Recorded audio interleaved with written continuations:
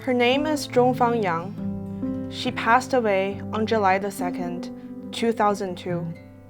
She was 37 years old. She was beaten to death within one night of being kidnapped by the police.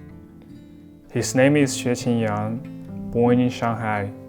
He was planning to get married in 1999, but never came back after he went to appeal in Beijing. He passed away while in police custody in 2000. Her name is Shuhua Gao. She died in March 2003 while being force-fed and tortured in prison. Since April 25, 2000, this Candlelight Vigil has been held around the globe every year in front of the Chinese consulate in memory of those who have lost their lives. But this year, because of the CCP virus, we have no choice but to silently remember them indoors. This is their story.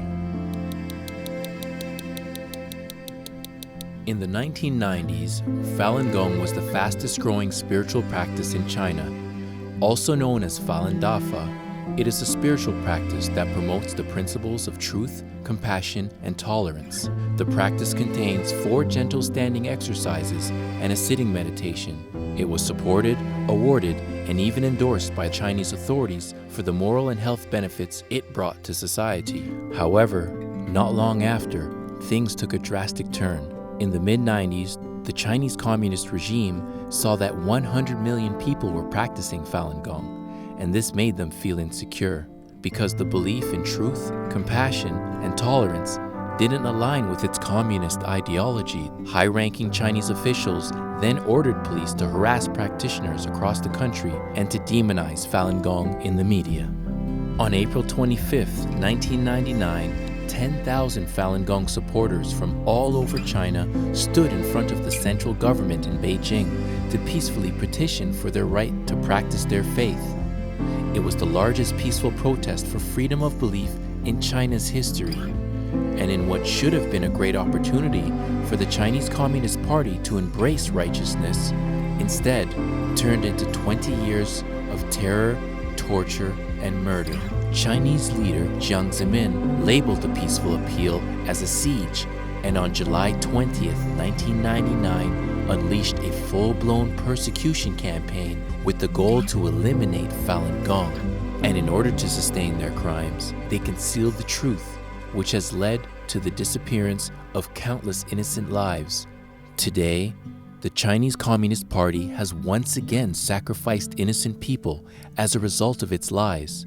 What could have been a contained virus has instead spread to more than 200 countries and regions.